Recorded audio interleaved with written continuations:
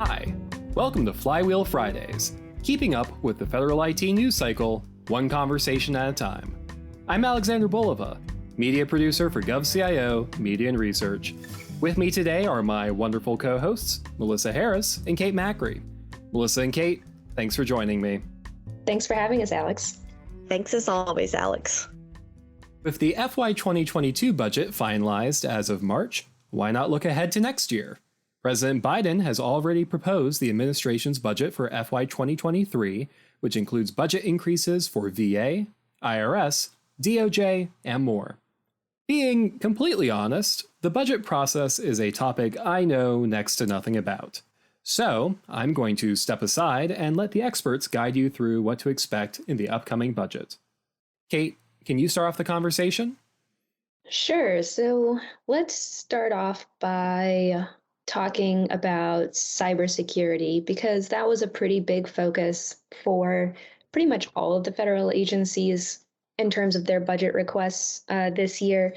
So CISA, for example, got $2.5 billion, a $486 million increase over 2021 enacted levels, because obviously cybersecurity has been a pretty big focus over the last year.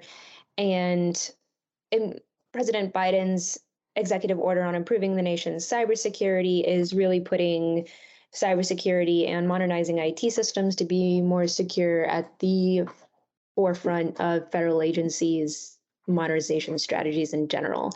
And a big part of that is deploying zero trust. So you'll see that a lot of federal agencies have budgets with more money for cyber. For example, the VA requested $100 million for cybersecurity to deploy zero trust and to secure their EHR system.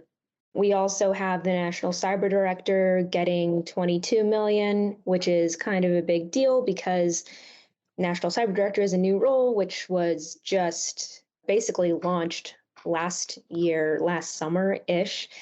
And people have been kind of waiting to see like what the National Cyber Director is going to do, because they didn't really have a lot of funding to start off with, and now they're getting all this money. So that's going to be really interesting to see how the National Cyber Director takes more of a prominent role in cyber collaboration discussions with other federal agencies, specifically CISA, FBI, and the NSA, and DoD to some degree. Melissa, you covered DOJ. I think they got a lot of money for cyber. They did. So DOJ overall has a proposed budget of $37.65 billion, which is quite a bit. A lot of this will be going to cyber, and it's sprinkled across DOJ overall. For cyber capabilities itself, DOJ has 1.2 proposed across its components. 150 million of that is to better guard against cyber threats and bring cyber criminals to justice. It's sort of blurred along the lines, but DOJ did note that it has 20 billion allocated to expand DOJ's law enforcement components and attorneys' offices across the country. So nearly half of this is for FBI specifically, but overall this will go towards various crimes, and a big emphasis is on cybercrime. Cybercrime and all sorts of other violations in there as well. But that's where DOJ cyber money is mostly going amid its bigger budget, and still a pretty significant amount considering how much money is in DOJ overall. GovCIO Media and Research also reported that the White House has requested a $107 million increase to the Department of Veterans Affairs cyber budget, which is one of the proportionately largest increases to date within that department. So that's also a notable increase in cyber for VA. I'd also like to add that amid this fiscal year 2023 budget, as we look back to the executive order on zero trust that Kate was mentioning before, lots of agencies clamored toward the Technology Modernization Fund, or TMF, to meet those executive order needs. TMF is basically a well of funding that agencies eventually need to pay back, but is like an ad hoc well of funding. And the American Rescue Plan gave it $1 billion, and before it only had $175 million throughout the annual budget. combined. So that was a big infusion of money. And just given that lots of agencies were trying to tap it to meet the zero trust mandates of the executive order, and now that there's more money for cybersecurity overall in each agency's budget, for the most part, is a big thing to note. So another agency that always gets lots of money every year is the Defense Department. And this year they got the biggest chunk of R&D change that they've ever gotten, $130 billion, which is pretty significant, especially given that in the budget request, there's a specific focus on artificial intelligence, 5G, and cybersecurity and space-based systems, which are all going to be very, very key for implementing the Joint All-Domain Command and Control Initiative, or JADC2. So this is kind of a big deal from a tech perspective, but also when we're thinking about what DoD is going to look like in the future and what the future of the Defense Department is. So, for example, we're getting $250 million for 5G specifically, and $17 billion for space-based systems, which includes satellites, which have been a pain point for DoD as they've been trying to improve satellite communications and other space-based capabilities, because one, that's really critical to JADC2, but it's also really critical just to general defense. So it's going to be really interesting to see how that plays out, especially as U.S. Space Command recently announced that they're going to start buying commercial satellite services, and DoD SATCOM is really interested in satellites as a service and that concept. So it'll be really interesting to see how this plays out and how this money is going to be used. The other notable part of the DoD R&D budget was they got $5.3 billion for command, control, communications, computers, and intelligence, or C4I. And that's going to be pretty significant because obviously that encompasses IT systems and cybersecurity, and it's a pretty big chunk of change, especially compared to last year. And it also just highlights, again, the importance of modernizing IT systems and ramping up cybersecurity, because it's going to be critical for JADC2 and interconnectedness and data sharing and data interoperability between the different military service branches. So that's another big, interesting piece about all of this. The last notable thing from the DoD budget as it pertains to what we cover, federal IT, the Air Force asked for $230 million for the Advanced Battle Management System, which is their contribution to JADC2. So the last two topics here that I'd like to talk about are about customer service and accessibility and equity, which are part of the President's management agenda, especially the improved customer service aspect. And then also I'm going to talk a little bit about infrastructure, which of course President Biden has been working on since he's gotten into office. So first I want to talk about the IRS, which, although it doesn't have the biggest budget of all the agencies, has a $14.1 billion proposed budget. So this requests $798 million to improve the taxpayer experience and expand customer service outreach, especially to underserved communities, but overall to the public.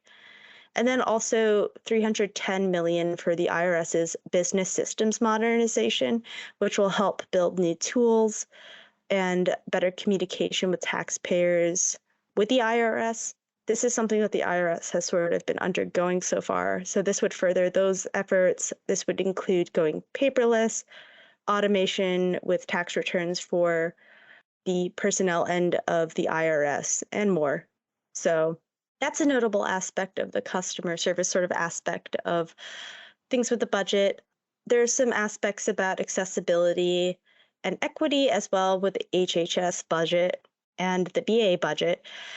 So with mental health care, there's $20.8 billion for discretionary funding with the HHS to address mental health and substance use disorders.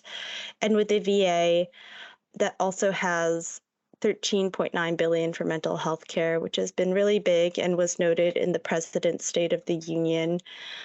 On the modernization end of things for equity, Biden has committed $9.3 billion for the Indian Health Service within the HHS budget to improve American Indian healthcare, which would also include IHS's electronic health record budget, which is pretty notable. While we're on the topic of electronic health records, the Office of the National Coordinator for Health IT will also receive $52 million to further improve standards and increase interoperability and equity across health IT activities like electronic health records. There's a bunch more in the budget. Overall, HHS has $1.7 trillion in mandatory budget and $127.3 billion in discretionary funding there. So it's very large, but those were just some highlights. Speaking of the big HHS budget, there's a bit more to it in there. Can you dive into that a little more? A big emphasis across the budget was pandemic preparedness. So there's going to be $81.7 billion in mandatory funding over the next 5 years between the Office of the Assistant Secretary for Preparedness and Response, also known as ASPR, the National Institutes of Health, the Food and Drug Administration, and the CDC. So that'll also include some funding for immediate COVID response funding.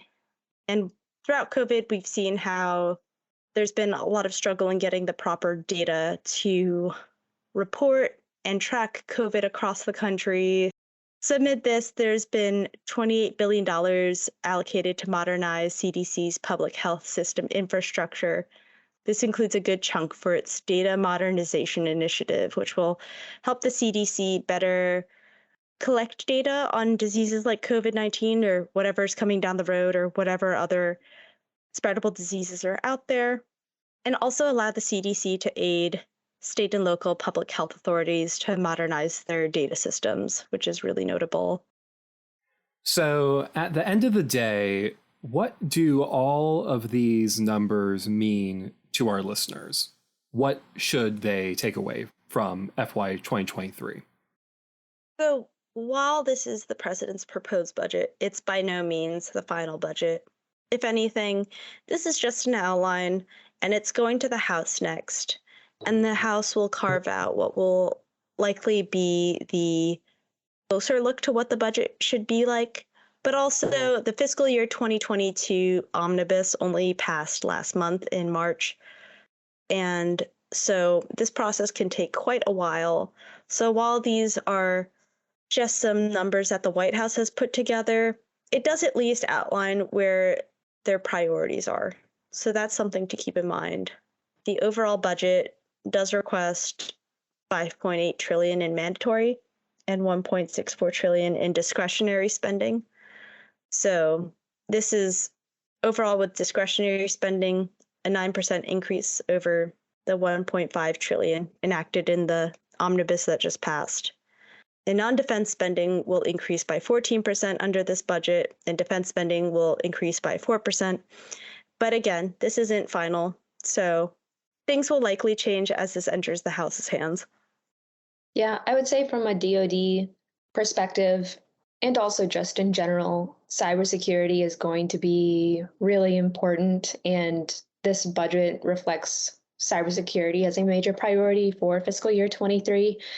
And then for DoD in particular, the budget definitely reflects an emphasis on getting DoD ready for JADC2. So those are the two big takeaways that I would have based on my areas of coverage. And if our listeners are interested in learning more about FY 2023, they can find in-depth articles on our website, govciomedia.com. But that's all for today's Flywheel Fridays. If you enjoyed this episode, keep the conversation turning by subscribing and leaving a review on the podcast platform of your choice. I'm Alexander Bulova. I'm Melissa Harris. And I'm Kate Macri. Thank you for listening. Flywheel Fridays, along with GovCast, HealthCast, and Cybercast, is a production of GovCIO Media and Research. For more podcasts and to check out the other shows, head to govciomedia.com. Watch out for new episodes released weekly across our shows.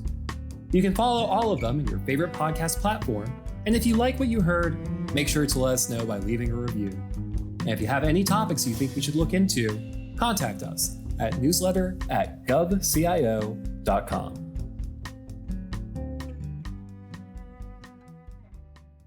With me today are my wonderful co-hosts, Melissa Harris and Kate Macri. Melissa and Kate, thanks for joining me. Thanks for having us, Alex. Thanks as always, Alex. One of these days we will establish who says hi first. I know, I never know who's supposed to go first. I'm always just like, well, I'll let Melissa go first, but I'm pretty sure that's what Melissa's thinking, which is why she's waiting for me to say something. You know what? I like the awkward anticipation before one of us chooses to unmute first. So, let's keep us on our toes, as they say.